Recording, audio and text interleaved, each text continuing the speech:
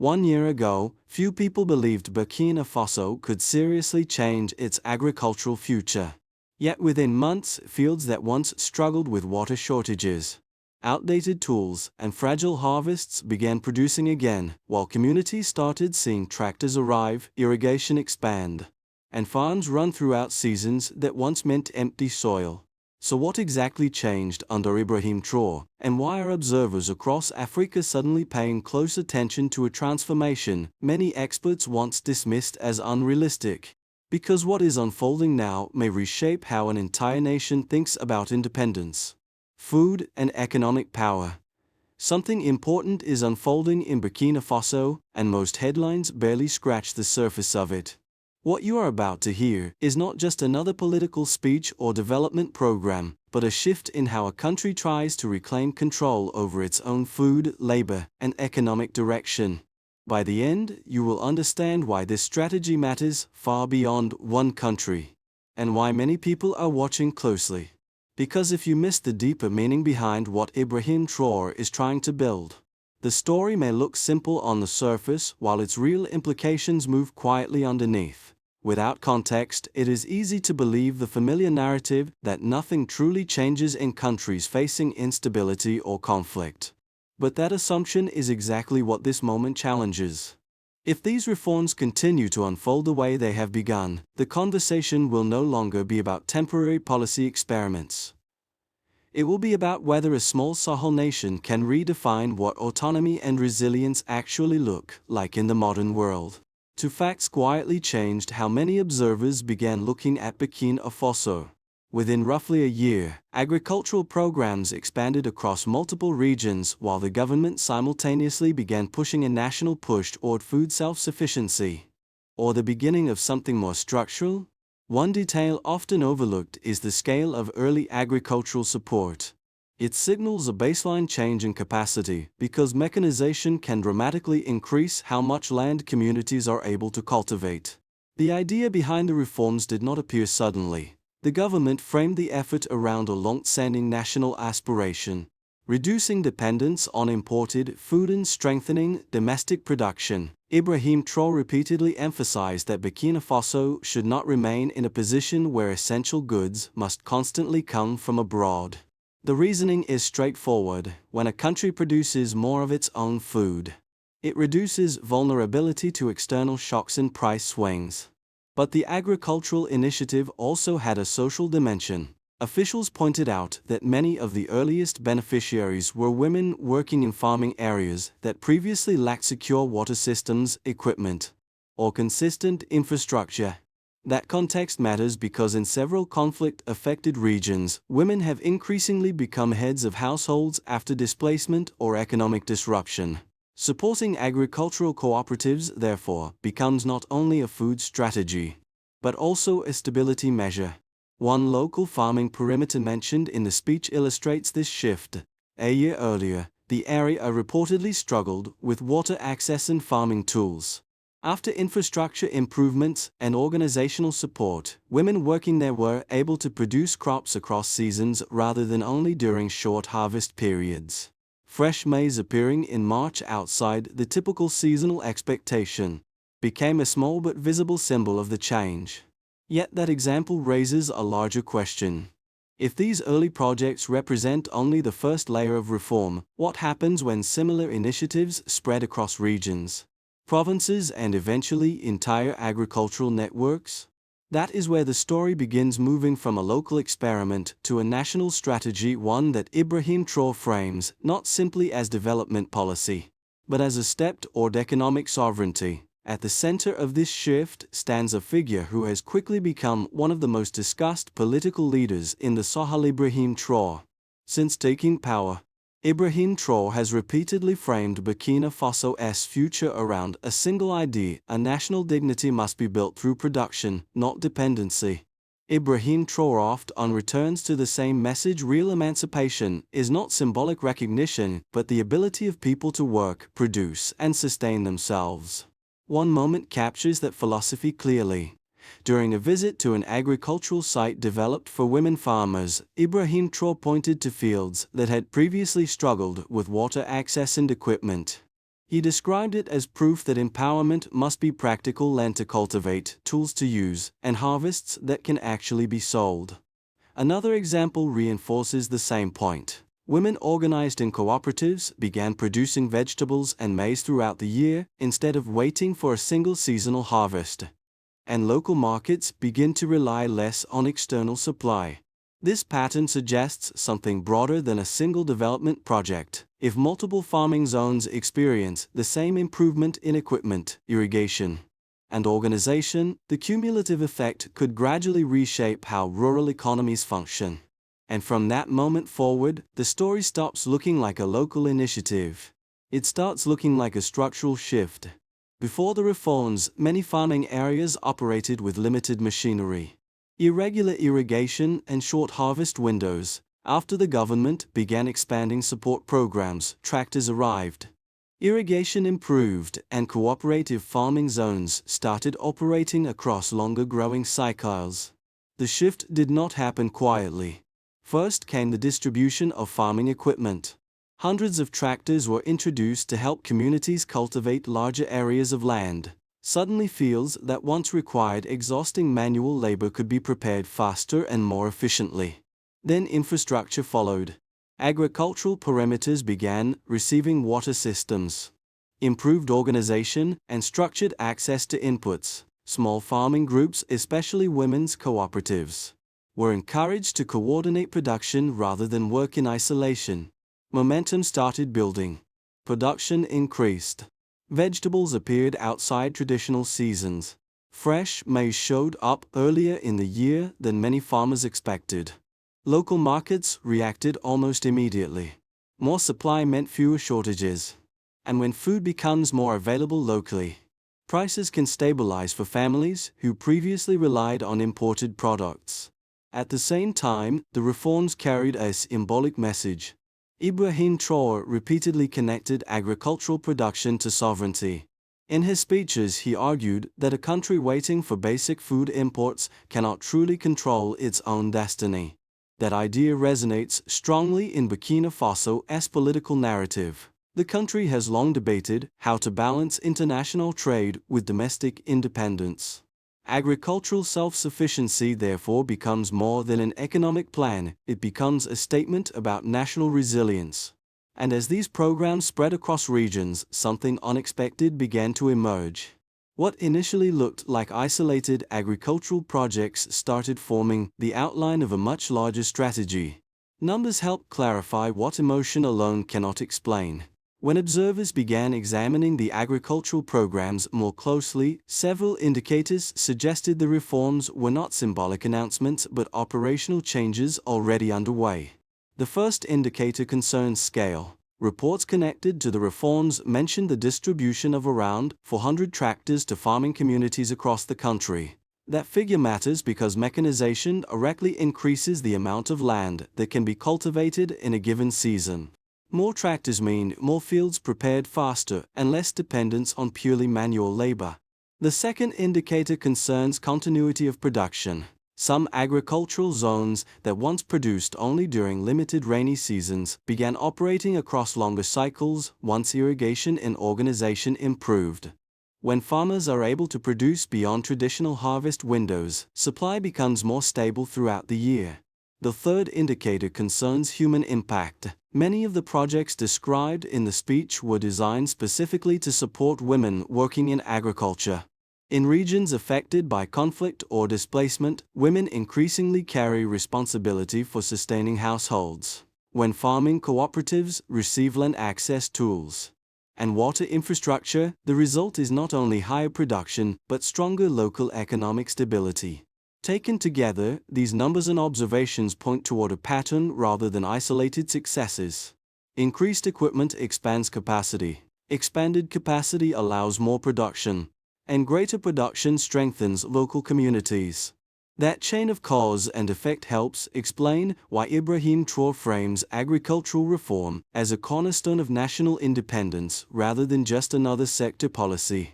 But there is still an important question many analysts continue to ask. Are these reforms strong enough to overcome the deeper structural challenges Burkina Faso faces today? It would be incomplete to discuss these reforms without acknowledging the criticisms that often follow them. Some analysts argue that the enthusiasm surrounding recent agricultural initiatives may be premature. They point out that Burkina Faso still faces serious security challenges, infrastructure gaps, and economic constraints that cannot be solved simply by distributing equipment or organizing cooperatives. One common argument focuses on sustainability. Critics suggest that providing tractors or irrigation infrastructure is only the first step, and that maintaining machinery, supplying fuel, and training operators require long-term financial resources. Without consistent support systems, they argue, many development programs across the world have struggled to maintain momentum after their initial launch. Another perspective centers on scale. Even if certain regions see improvements in agricultural productivity, skeptics question whether those successes can realistically extend across an entire country facing geographic diversity and ongoing instability. In their view, requires not only equipment and infrastructure, but also secure transport trends, reliable markets, and stable governance structures. Yet when these concerns are placed alongside the current reforms, a more nuanced picture begins to emerge. The initiatives promoted by Ibrahim Traoré are not presented as a single policy solution, but as part of a broader strategy linking production, processing, and technical education. For example, alongside farming support, there have been discussions about encouraging small-scale processing industries and expanding technical training so younger generations can operate machinery and develop local manufacturing capacity. Seen in that broader framework, the agricultural reforms begin to look less like isolated projects and more like early building blocks of a longer-term transformation. And when both the skepticism and the ambition are placed side by side, the central issue becomes clearer. The question is no longer whether change is difficult. The real question is whether Burkina Faso can sustain the momentum long enough to make that change irreversible. At this point, everything changes. Until this point, the reforms might look like a series of agricultural programs, equipment distribution, farming cooperatives, irrigation systems, but the deeper shift appears when these pieces are placed inside a broader ideological vision promoted by Ibrahim Traoré. In his speeches, Ibrahim Traoré repeatedly challenges a long-standing narrative about development in Africa. According to that narrative, progress often depends on external assistance, imported systems, and economic models designed elsewhere. The message emerging from these reforms moves in a different direction. The emphasis is on internal capacity, food produced locally, products transformed locally, skills developed locally. In this framework, agriculture becomes only the first layer. Once raw materials are produced domestically, the next step is transformation, processing crops, creating value-added industries, and eventually building machinery capable of supporting those industries. That is why the strategy described in the speech mentions 3 interconnected pillars: agricultural production, small-scale transformation of local products, and technical education for younger generations. When these 3 pillars connect, a new economic loop begins to form. Farmers produce crops, processing units transform those crops. Technical workers maintain and improve the equipment that supports both stages. Suddenly the reform is no longer only about farming. It becomes about economic architecture. And if that architecture takes root, the long-term consequences could extend far beyond agriculture. The deeper consequences of these reforms become clearer when the focus shifts from policy announcements to everyday reality. Once production increases and local industries begin to appear, the effects ripple outward through several layers of society. For the state, the impact begins with stability. Governments facing food shortages often spend large portions of their budgets on imports or emergency measures. That pressure can ease. A more reliable internal food supply reduces vulnerability to global price shocks and supply disruptions. For leaders like Ibrahim Traoré, this connection between agriculture and sovereignty is central to the political argument behind the reforms. Businesses experience the shift differently. Increased agricultural production creates opportunities for small and medium enterprises connected to storage, transportation, food processing, and equipment maintenance. When crops move from farms to markets and then into processing facilities, new economic links begin forming. Each stage of that chain can generate employment and local investment. For ordinary citizens, however, the effects are often felt most directly. Markets can stabilize and households gain greater predictability in daily expenses. Families who once depended entirely on seasonal harvests may gradually move toward more consistent income if production cycles expand. There is also a social dimension that becomes visible in many rural communities. Programs designed to support women farmers or cooperative groups do more than increase production. They can strengthen community organization and create networks of mutual support that make local economies more resilient. Beyond Burkina Faso itself, regional observers are watching closely. If a country facing security challenges can still expand domestic production and begin building processing capacity, it sends a signal across West Africa. Other nations dealing with similar pressures may start asking whether similar strategies could work within their own borders. That is why discussions about Ibrahim Traoré often extend beyond national politics. The reforms are being interpreted not just as internal policies, but as part of a broader debate about how African countries pursue economic independence in a rapidly changing global environment. And once those wider implications come into view, the story begins to stretch far beyond a single set of agricultural programs. If current trends continue, the most likely scenario is gradual expansion rather than sudden transformation. Agricultural production would increase step as more farming zones receive equipment, irrigation support, and organizational structure. Burkina Faso would not become fully self-sufficient overnight, but it could steadily reduce dependence on imported food while strengthening local supply chains. In this baseline trajectory, the reforms associated with Ibrahim Traoré function less as a dramatic revolution and more as a long-term structural adjustment. An optimistic scenario looks different. If agricultural production continues rising while local processing industries develop alongside it, the country could begin building a stronger internal economic loop. Crops produced domestically would feed small processing factories. Those factories would generate employment, and technical training programs could supply the workforce needed to maintain machinery and expand production capacity. In that situation, the reforms promoted by Ibrahim Traoré might become the foundation for a broader industrial transition centered on local resources. But there is also a more difficult scenario to consider. If security challenges intensify, infrastructure development slows, or agricultural systems fail to scale across regions, the early progress could lose momentum. Without sustained coordination between production, logistics, and markets, isolated projects might struggle to transform the entire economic system. The future therefore depends less on predicting which scenario will occur and more on recognizing the conditions that will shape the outcome. And consistent policy execution will determine whether these reforms remain promising experiments or evolve into lasting change. After examining the larger picture, the most important question becomes personal. What does a story like this mean for the people watching from outside Burkina Faso? For viewers who actively follow global developments, understanding changes like these offers a valuable advantage. When policies about food production, economic independence, or regional stability begin shifting, those who pay attention early are often the first to recognize how the wider landscape might evolve. Observing the trajectory around Ibrahim Traoré therefore becomes part of understanding how nations adapt under pressure. For others, the impact may feel indirect but still meaningful. Global supply chains, commodity markets, and political alliances rarely remain confined to one country.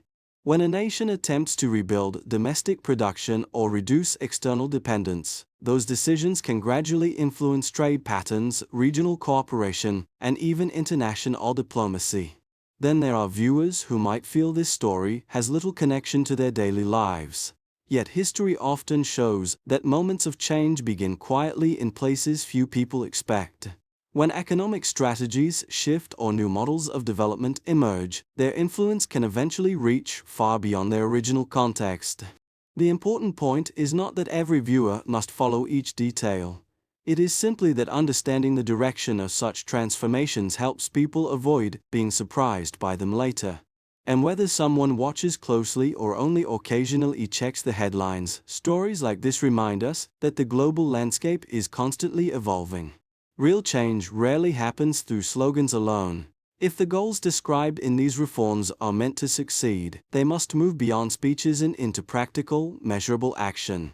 The first step lies at the leadership level. Government institutions must continue coordinating agricultural expansion, infrastructure support, and technical training with clear timelines.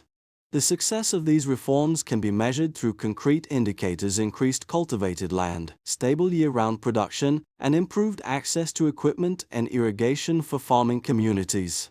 Ibrahim Traoré has repeatedly emphasized that production must become the backbone of national resilience. The second step involves businesses and organizations connected to the agricultural sector, and small manufacturing initiatives will play a decisive role. When crops are transformed locally into finished products, value remains inside the country rather than leaving through raw exports. The third step belongs to communities and citizens themselves.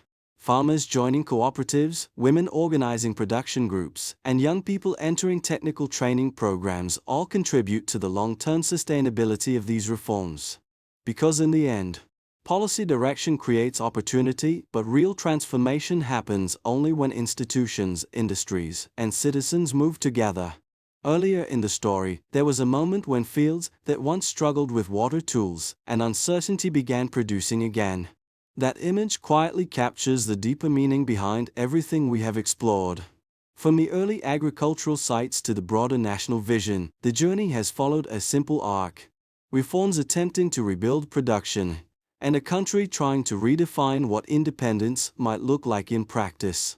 Along that path, Ibrahim Traoré appears not only as a political leader but as a symbol of a particular idea.